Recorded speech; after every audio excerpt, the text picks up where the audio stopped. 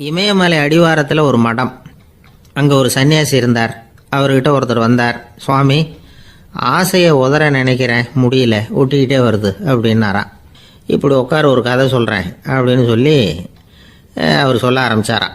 அவர் சொன்ன கதை என்னென்னா, ஒரு ஊரில் ஒரு ஆள் இருந்தான். அவன் பேர் குப்புசாமி. அவன்கிட்ட எப்பவும் ஒரு பழைய தொப்பி இருக்கும், விடவே மாட்டான். அதனால் அவனை எல்லாரும் தொப்பி சாமி அப்படின்னு தான் கூப்பிடுறது வழக்கம். ஒரு புது தொப்பி வாங்கிக்கப்படாதாப்பா அப்படின்னு நண்பர்கள்லாம் சொல்லி பார்த்தாங்க. பணத்துக்கு எங்கே போவேன் அப்படின்னு விட்டானான். பணம் வச்சுருக்கான், செலவு பண்ண மனசு வரல, மகா கஞ்சன். பழைய பாட்டில்கள்லாம் வாங்கி விற்றுக்கிட்டு இருந்தான். அப்படி ஒரு தடவை பழைய கண்ணாடி சாமான்களை ஏலத்தில் எடுத்தப்போ அதில் ஒரு அருமையான சென்ட்டு பாட்டில் கிடச்சிது. உடனே ஒரு ஐடியா பண்ணான். அந்த சென்ட்டை சின்ன சின்ன பாட்டில்களில் அடைச்சி ஜன்னல் ஓரமாக அடுக்கி வச்சுட்டான். அதை விற்றா நிறைய பணம் கிடைக்குமே. அதனால் இதுக்கு இடையில் ஒரு நாள் அவன் அப்படியே உட்காந்துருந்தான். அந்த நேரம் நண்பன் வந்தான். ஏண்டா, உன் பழைய தொப்பியை மாற்றப்படாதா? ஊரில் எல்லாரும் கேலி பேசுகிறாங்களே ஒன்று தொப்பி சாமின்னு அப்படின்னு சொல்லி கேட்டிருக்கான். இந்த சென்ட்டு பாட்டில் விற்றதும் பணம் வரும், அதுக்கப்புறம் பார்க்கலாம் அப்படின்னு நானா இவன். சரி வா, நீச்சல் குளத்துக்கு போயிட்டு வருவோம் அப்படின்னு கூப்பிட்ருக்கான் நண்பன். 2 பேரும் போனாங்க. அதே நேரம் அந்த ஊர் நீதிபதியும் அங்கே குளிக்க வந்தாராம். அவர்கிட்ட இருந்தது விலை வசந்த ஒரு புது தொப்பி. அதை அங்கே இருந்த ஸ்டாண்டில் மாட்டிவிட்டு குளிக்க போனார். இதுக்கிடையில் குப்புசாமி குளிச்சுட்டு வந்தான். அவனுடைய பழைய தொப்பியை காணலை. அந்த புது தொப்பியை பார்த்தா இது நண்பனுடைய வேலை தான் அப்படிங்கிறதாக புரிஞ்சுக்கிட்டு அதை எடுத்து மாட்டிகிட்டு வந்துட்டான். நீதிபதி குளிச்சுட்டு வந்து பார்க்குறாரு, தொப்பியை காணும். போலீஸில் புகார் கொடுத்தார். அவங்க தேடினாங்க. ஒரு மூலையில் பழைய தொப்பி கிடச்சிது. அடடா, இது நம்ம குப்புசாமியோட தொப்பி இல்லையா அப்படின்னு நானா ஒருத்தன். உடனே அவன் வீட்டுக்கு தேடிட்டு போயிருக்காங்க. அங்கே போய் பார்த்தா புது தொப்பி அங்கே இருக்குது. உடனே அவனுக்கு 1000 ரூபா அபராதம் போட்டாங்களாம். அவன் பணத்தை கட்டிவிட்டு ரொம்ப எரிச்சலோடு வீட்டுக்கு வந்தான். பழைய தொப்பி கண்ணில் பட்டது. மறுபடியும் உன்னால் தானே எனக்கு 1000 ரூபா நஷ்டம் அப்படின்னு சொல்லி அதை எடுத்துக்கிட்டு அப்படி போயிருக்கான். அந்த ஊர் குளத்தில் வீசி எரிஞ்சிட்டு வந்துட்டான். அது மீன் பிடிக்கிற ஒருத்தன் கையில் சிக்கிச்சு. அவன் வர்ற வழியில் அதை எடுத்து வேகமாக வீசி எறிஞ்சான். அது நேராக குப்புசாமி வீட்டு ஜன்னல் வழியாக உள்ளே இந்த சென்ட்டு பாட்டில்கள் மேலே உழுந்து எல்லாம் உடஞ்சி நொறுங்கி போச்சு. குப்புசாமி பார்த்தான். தோட்டத்தில் ஆழமாக ஒரு குழியை வெட்டினான். அந்த தொப்பியை போட்டான், மூடிவிட்டான். இதை அடுத்த வீட்டுக்காரன் பார்த்தான். ஏதோ புதையல் தான் வச்சுருக்கான் போல இருக்குன்னு நினச்சான். போலீஸில் போய் புகார் கொடுத்துட்டான். மறுபடியும் போலீஸ் குழியை தோண்டினாங்க. பழைய தொப்பி மறுபடியும் வெளியில் வந்தது. எல்லாரும் சிரிக்கிறாங்க. அன்னைக்கு ராத்திரியே அந்த தொப்பியை எடுத்துக்கிட்டு நேராக புறப்பட்டான். ஒரு கல்லில் அதை சேர்த்து கட்டி குடிநீர் தொட்டி இருக்கும்ல, அதில் போட்டுட்டு வந்துட்டான். இனிமேல் என்ன பண்ணும் பார்ப்போன்னு. ஒரு நாள் திடீர்னு குழாயெல்லாம் அடைப்பட்டு போச்சு. மாநகராட்சி அலுவலர்கள் என்னன்னு பார்த்தா அந்த பழைய தொப்பி குழாயை அடைச்சிக்கிட்டு இருக்குது. இது குப்புசாமியோட தொப்பிங்கிறது தான் எல்லாருக்கும் தெரியுமே. உடனே குடிநீரை பாழாக்கணத்துக்காக குப்புசாமிக்கு கோர்ட்டு 2500 ரூபா அபராதம் போட்டுவிட்டுது. அதையும் கட்டிவிட்டு வெளில வந்தான். கடைசியாக முடிவு பண்ணான். ஒரு நெருப்பு குச்சியை கிழிச்சான். தொப்பியை கொளுத்தினான். எரிஞ்சது. எடுத்து வெளில எரிஞ்சான். கொஞ்ச நேரத்தில் தீ அணைப்பு படம் வந்துட்டுது. ஆமாம், இவன் எடுத்து எரிஞ்சது வெளியில் விழுந்து வீட்டு கூரையே பற்றிக்கிட்டு எரிய ஆரம்பிச்சுட்டுது. அவனோட பணத்தாசையும் அதோடு சேர்ந்து எரிஞ்சு போச்சான். இப்படி ஒரு கதை. இந்த கதையை சொல்லி முடித்தார் அந்த இமயமலை அடிவாரத்தில் இருந்த சன்னியாசி. இப்போ அந்த குப்புசாமி எங்கே இருக்கிறான்னு கேட்டார் எதிரில் இருந்தவர். இதோ உன் எதிரிலே இருக்கிறான், நான் தான் அந்த குப்புசாமி அப்படின்னாரான் அந்த சன்னியாசி. அந்த குப்புசாமி கிட்ட இருந்தது மாதிரி ஒரு பழைய தொப்பி நம்ம ஒவ்வொருத்தர்கிட்டையும் உண்டு. அதை எப்படி தொலைக்கிறதுன்னு தெரியாமல் தடுமாறிக்கிட்டு இருக்கிறோம். அது என்ன தொப்பிங்கிறீங்களா? அதுதான் நம்மை சூழ்ந்திருக்கிற மாயை அப்படிங்கிறார் சுவாமி சின்மயானந்தர். மெய்ஞானம் கிடைக்கிறப்போ மாயை எரிஞ்சு போகும் அப்படிங்கிறது அவருடைய கருத்து. நம்மால் ஒருத்தர் வேகமாக ஓடி வந்தார். காலில் மாட்டியிருந்த பழைய செருப்பு 2ஐயும் ஆவேசமாக தூக்கி ஒரு கிணத்துல போட்டுட்டு வெறுங்காலோடு நடந்து வந்துக்கிட்டு இருக்கிறார். ஏன் அப்படி பண்ணீங்க அப்படின்னு கேட்டோம். அந்த செருப்புக்கு சொந்தக்காரன் பின்னாடி வந்துக்கிட்டு இருக்கிறான், அதனால் அப்படி பண்ணேன் அப்படிங்கிறார் இவர்.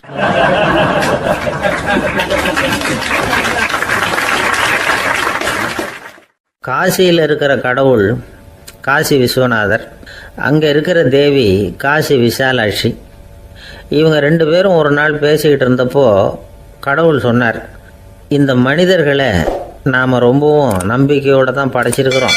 இருந்தாலும் அவங்களுக்கு தான் நம்பிக்கை இல்லை, எதுலேயும் ஒரு உண்மையான நம்பிக்கை இல்லாமல் வாழ்ந்துக்கிட்டு இருக்கிறாங்க அப்படின்னார்.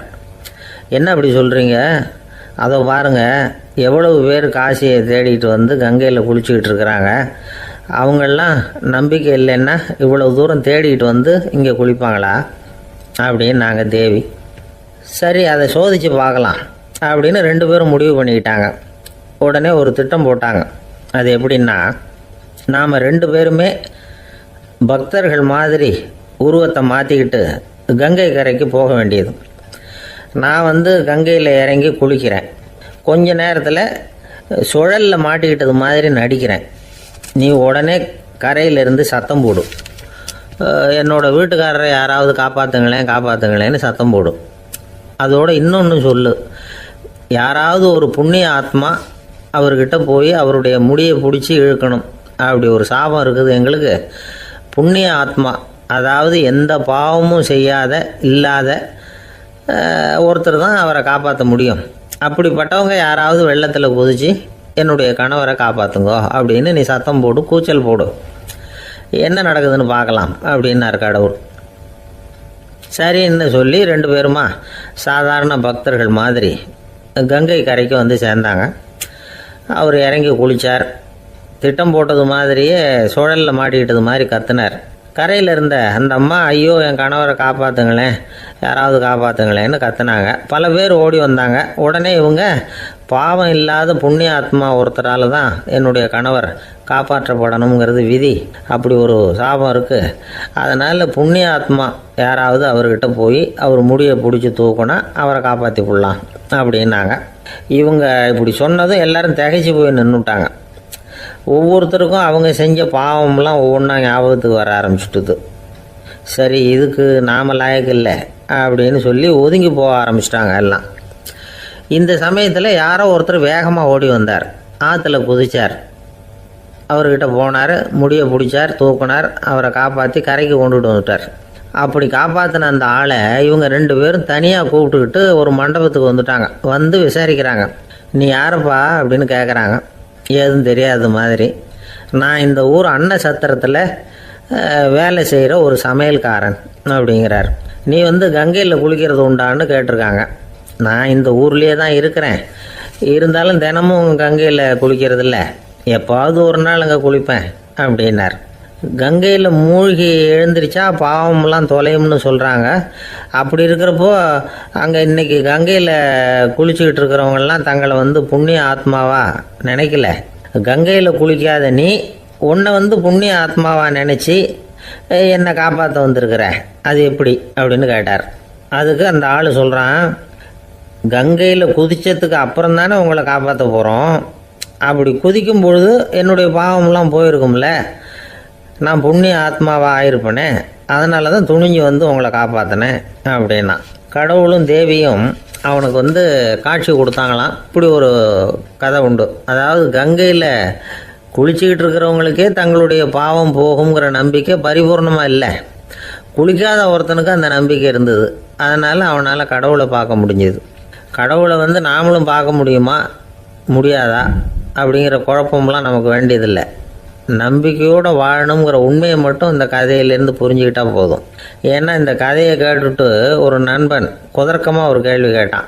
ஏன் சார், கங்கையில் குளித்தா பாவம் போயிடும்னு சொல்கிறீங்களே, நான் எனக்கு வேண்டாத ஒருத்தனை அழைச்சிட்டு போய் கங்கையிலேயே தள்ளி விட்டுட்டு அதுக்கப்புறம் அங்கேயே முழுக்க போட்டுட்டு நான் செஞ்ச பாவத்தை அதுலேயே கழுவி விட்டுட்டு மறுபடியும் உங்ககிட்ட வந்துடுறேன்னு வச்சுக்கோங்க, நீங்கள் என்னை புண்ணிய ஆத்மான்னு ஏற்றுக்குவீங்களா அப்படிங்கிறான். ஆள் கொஞ்சம் ஆசைந்தான், நம்மளே அங்கே அழைச்சிட்டு போனாலும் போயிடுவான்.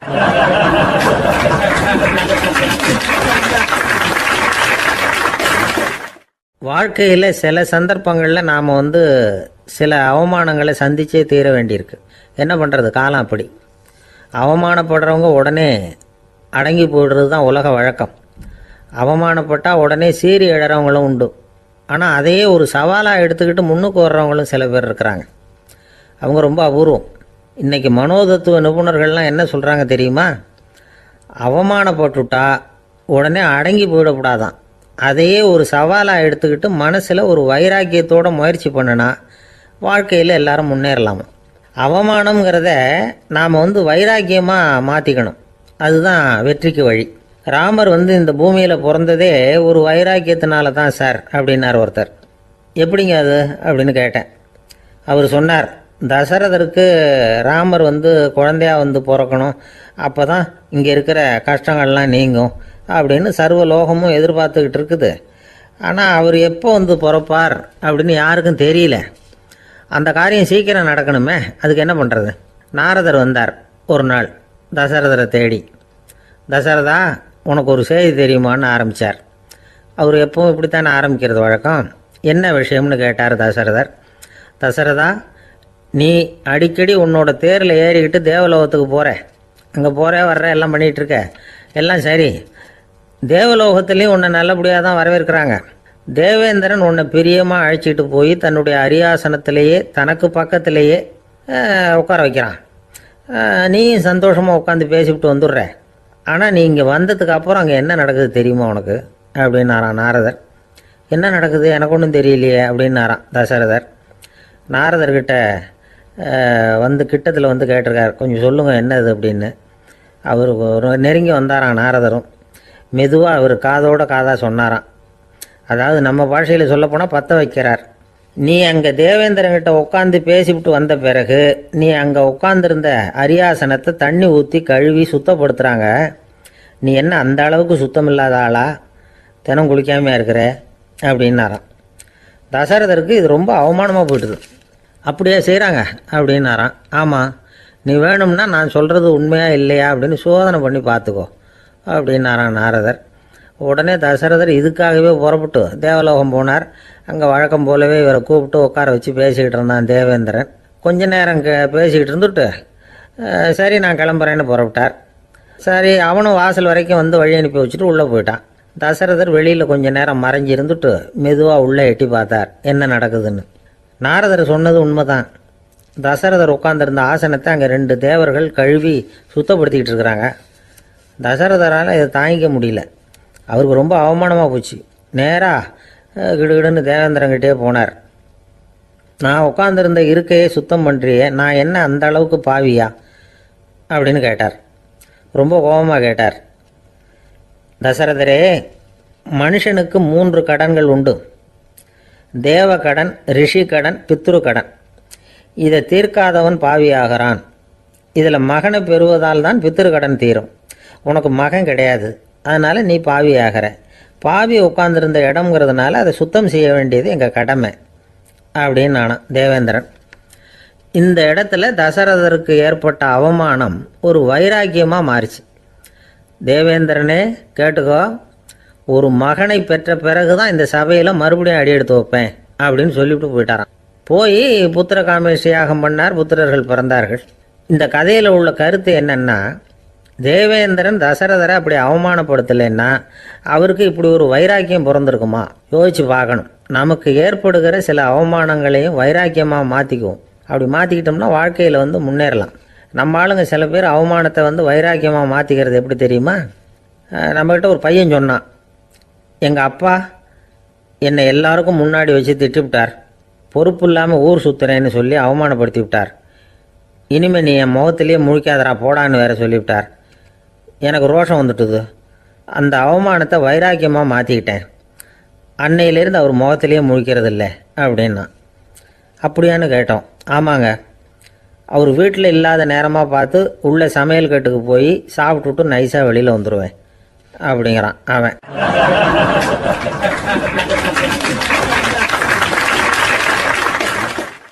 ஜவஹர்லால் நேரு பிரதமராக இருந்த சமயம் அவர் ஒரு தடவை சென்னைக்கு வந்திருக்கிறார். இங்கே சில முக்கிய நிகழ்ச்சிகளில் கலந்துக்கிறதுக்காக வந்திருந்தார். ஆளுநர் மாளிகையில் ஒரு நாள் ராத்திரி தங்கி மறுநாள் புதுடெல்லி புறப்படுறதாக ஏற்பாடு. நிகழ்ச்சியிலெல்லாம் முடிச்சுக்கிட்டு ஆளுநர் மாளிகையில் தங்கி இருக்கிறார். அன்றைக்கு இரவு படிக்கிறதுக்கு ஒரு முக்கியமான புத்தகம் அவருக்கு தேவைப்பட்டது. அந்த சமயத்தில் உலக அளவில் ஒரு முக்கியமான பொருளாதாரம் சம்பந்தமான ஒரு புத்தகம் வெளியாகி இருக்கிற விஷயம் அவருக்கு தெரியும். அந்த புத்தகம் மெட்ராஸுக்கு வந்திருக்குமா, அது இங்கே கிடைக்குமா அப்படின்னு விசாரிச்சிருக்கிறார் நேருஜி. அவர் இப்படி கேட்ட உடனே அங்கே இருந்தவங்கெல்லாம் ரொம்ப பரபரப்பாக செயல்பட ஆரம்பிச்சுட்டாங்க. முக்கியமான இடங்கள்ல எல்லாம் விசாரிச்சிருக்கிறாங்க அந்த புத்தகம் உங்ககிட்ட இருக்கான்னு.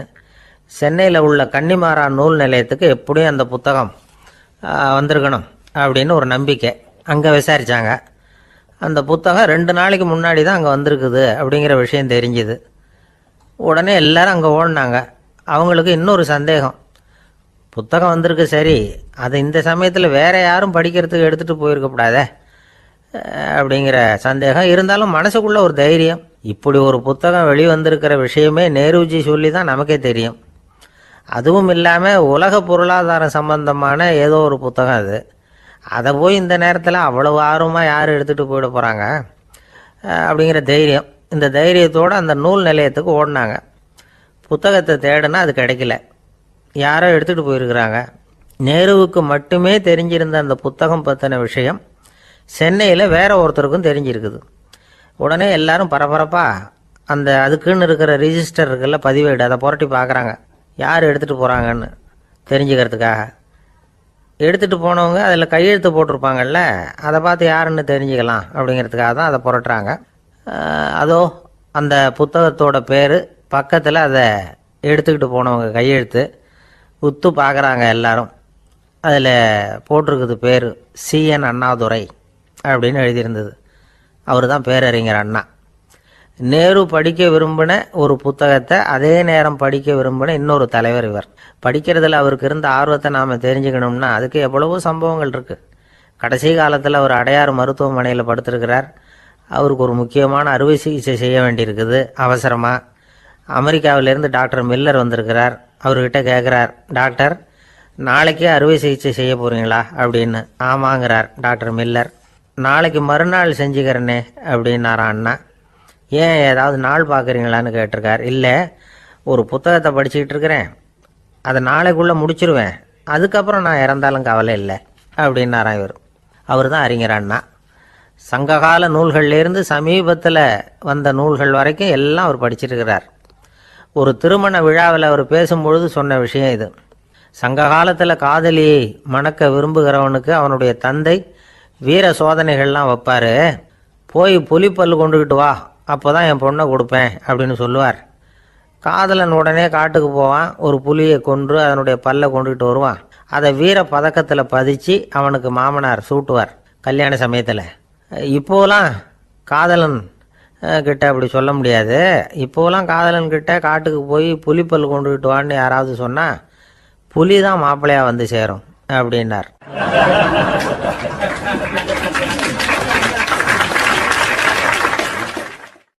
ஒரு கடைக்கு போனேன், 5 ரூபா பணத்தை எடுத்து கொடுத்தேன்.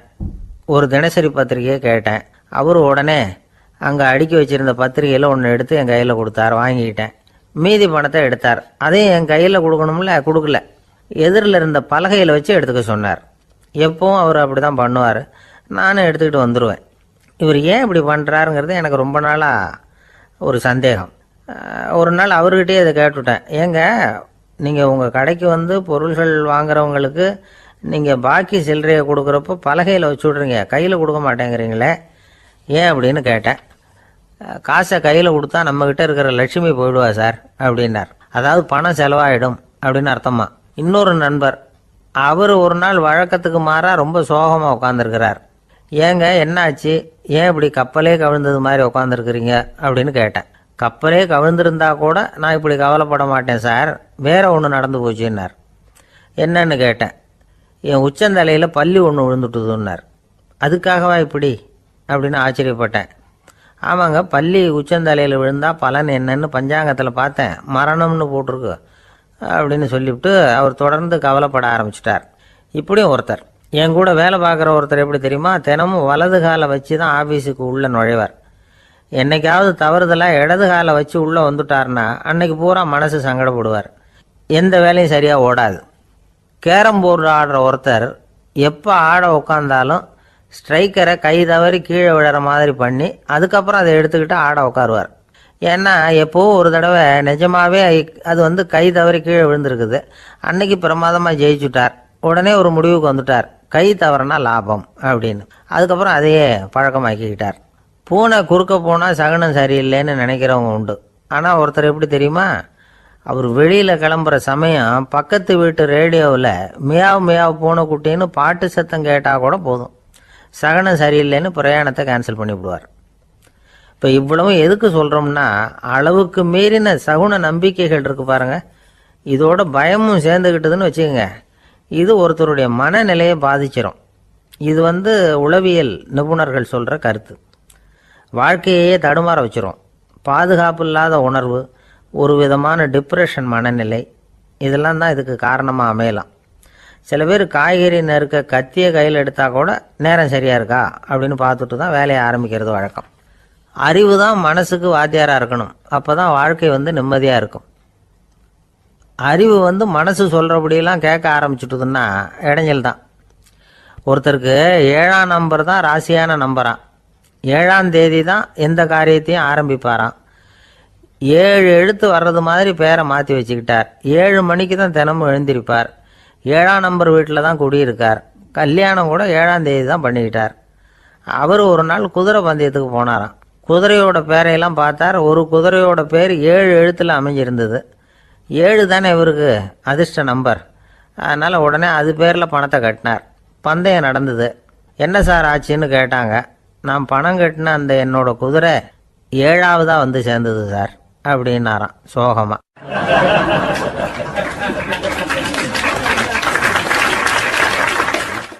ஒரு விவசாயி விதைக்கிறதுக்காக வயல்வெளி பக்கம் போகிறார். விதைகளை அள்ளி வீசினார். அப்போ என்ன ஆச்சுன்னா, சில விதைகள் பாதை ஓரத்தில் விழுந்தது. சில விதைகள் முள் செடிகள் மண்டி இருந்த புதருக்கு இடையில் விழுந்தது. சில விதைகள் நல்ல நிலத்தில் விழுந்தது. பாதை ஓரத்தில் விழுந்த விதை என்ன ஆச்சுன்னா, அதெல்லாம் பறவைகள் கண்ணில் போட்டுவிட்டுது. உடனே உட்காந்து கொத்தி தின்னுட்டு போட்டுது. அதிகமாக மண் இல்லாத பாறை பகுதியில் விழுந்த விதையெல்லாம் லேசாக வேர் விட்டு முளைக்க ஆரம்பிச்சிது. அதுக்கப்புறம் வேர் கீழேயும் ஆழமாக போக முடியல. மேலேயும் சூரிய வெப்பம் அதிகம் தாங்க முடியல. எல்லாம் காஞ்சி கருகி போட்டுது.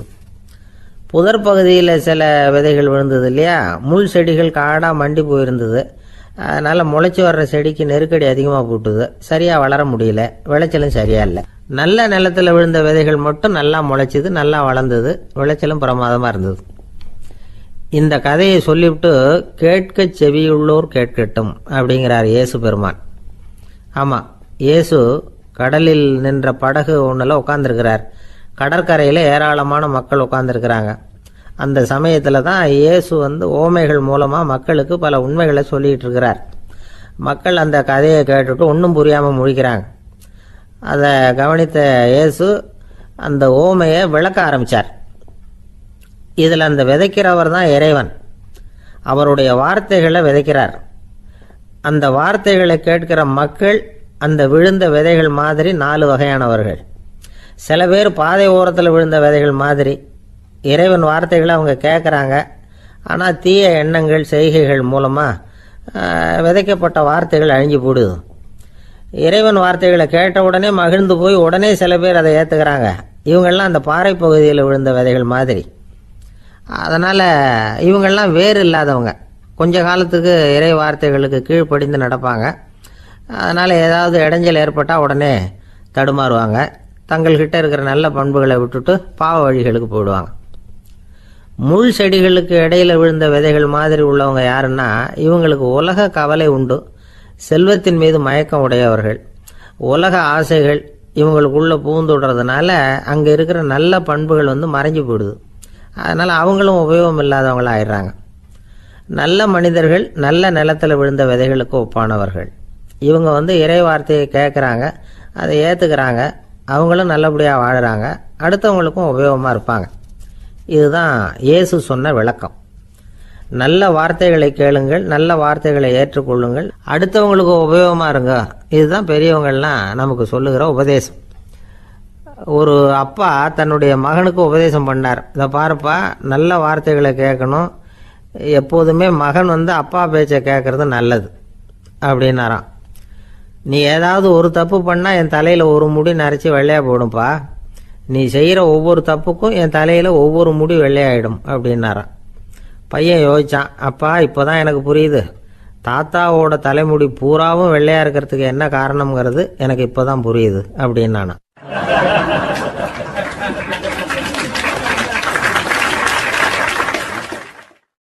ஒரு ஊரில் ஒரு ராஜா இருந்தார். அவர் ஒரு பூனை வளர்த்தார். ரொம்ப செல்லமாக அவர் அந்த பூனையை வளர்த்தார். அவர் என்ன பண்ணுவார் தெரியுமா? இரவு நேரத்தில் அந்த பூனையோட தலையில் ஒரு விளக்கை வச்சுருவார். அந்த பூனை ரொம்ப ஜாக்கிரதையாக அந்த விளக்கு கீழே விழுந்துடாமல் பார்த்துக்கும். தலையை ஆட்டாமல் ரொம்ப நிதானமாக ராஜா பின்னாடி நடந்து போய்கிட்டே இருக்கும். அந்த விளக்கு வெளிச்சத்தில் எல்லா வேலைகளையும் செஞ்சுருவார். கையில் ஒரு விளக்கை தனியாக எடுத்துகிட்டு போக வேண்டிய அவசியமே இல்லை. விளக்கை தூக்கிட்டு போகிற வேலையை அந்த பூனை பார்த்துக்கும். அதனால் ராஜாவுக்கு அந்த பூனை மேலே ரொம்ப பிரியம். மந்திரிகளையெல்லாம் கூப்பிட்டு அவங்கக்கிட்ட சொல்லுவார், பார்த்தீங்களா இந்த பூனை எவ்வளவு விசுவாசமாக நடக்குது, என் பேரில் எவ்வளவு மரியாதை பார்த்தீங்களா அதுக்கு அப்படிம்பார். இதை கேட்டுவிட்டு அங்கிருந்த அமைச்சர்களில் ஒருத்தர் சொன்னார், மன்னா நீங்கள் சொல்கிறது சரிதான், இருந்தாலும் இந்த பூனையோட விசுவாசத்தை நாம் கொஞ்சம் சோதித்து பார்க்க வேண்டியிருக்கு அப்படின்னாராம்.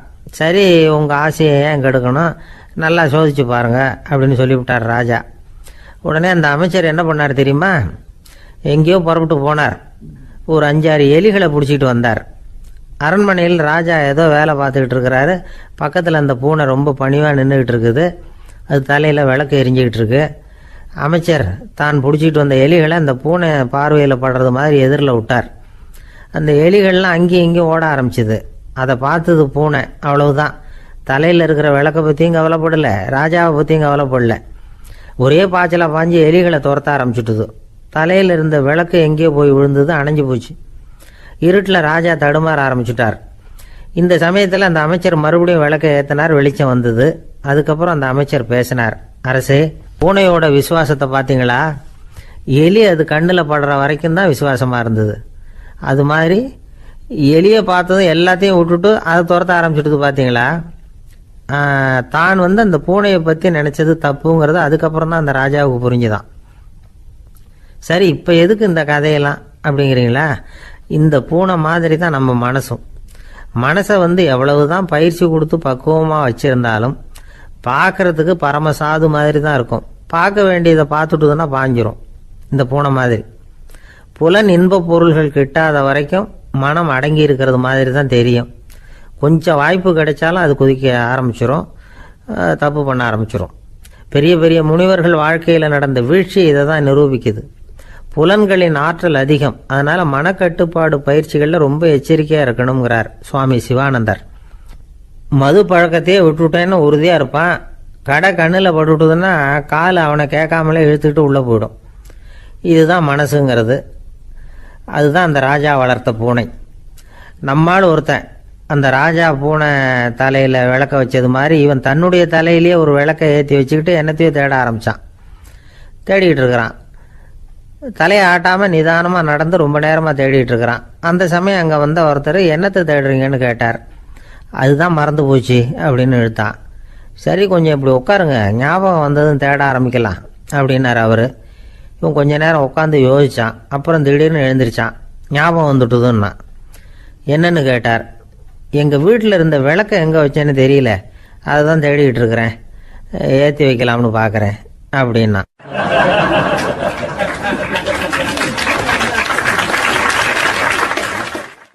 ஒரு ராஜா இருந்தார். நாடு பூராவும் நிறைய மரங்களை நட்டு வளர்க்கணுங்கிறது அவரோட ஆசை. தானே அதுக்கு முன்மாதிரியாக இருக்கணும்னு நினைச்சார். அரண்மனையை சுற்றி மரங்களை நட்டு வளர்த்தார். இதை பார்த்துட்டு ஜனங்களும் அவங்கவுங்க வீட்டை சுற்றி மரக்கன்றுகளை நட்டு வளர்த்தாங்க. கொஞ்ச காலத்தில் ஊர் பூரா பசுமையாக மாறிச்சு. எல்லாருக்கும் சந்தோஷமாக இருந்தது. இது ஒரு பக்கம் இருக்கட்டும். இப்போ நான் சொல்ல போகிற கதை வேற. அதாவது அந்த ராஜா ஒரு நாள் தன்னுடைய அரண்மனையை சுற்றி இருக்கிற விதவிதமான மரங்களை எல்லாம் போய் பார்த்தார். எப்படி இருக்கிறீங்க அப்படின்னு ஒவ்வொரு மரத்துக்கிட்டையும் விசாரிச்சாராம். எந்த மரமும் சந்தோஷமாக இருக்கிறதா தெரியல. அதுக்கும் மனசில் ஒரு குறை.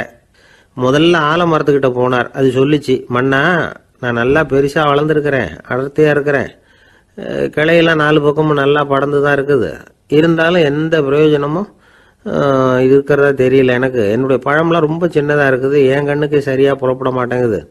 நான் இருக்கிற சைஸுக்கு என்னுடைய கிளையில் இருக்கிற பழம்லாம் எவ்வளவு பெருசாக இருக்கணும், அது இத்தினூண்டு இருக்கிறது எனக்கு பெரிய அவமானமாக இருக்குது.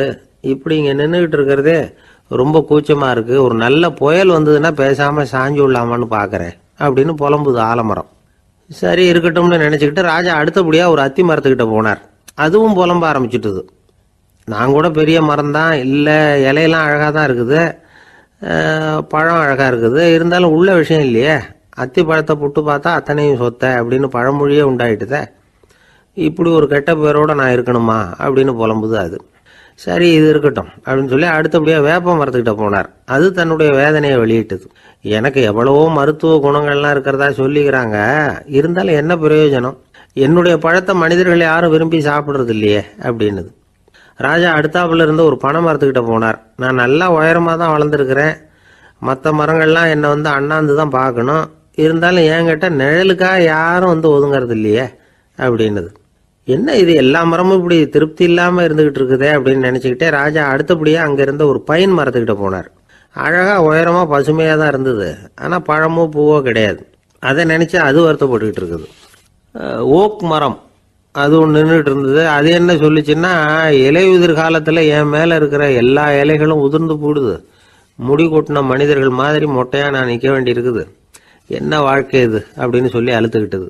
சரி புளிய மரம் என்ன சொல்லுது பார்ப்போம்னு அதுகிட்ட போனால், என்னுடைய நிழலில் யாருமே தங்க மாட்டாங்க, உடம்புக்கு சூடுன்னு ஒதுங்கி போயிடுவாங்க, அடிமரத்தை பார்த்தீங்கன்னா பட்டையெல்லாம் உறிஞ்சி பார்க்கறதுக்கே கேவலமாக இருப்பேன் அப்படின்னுது அது.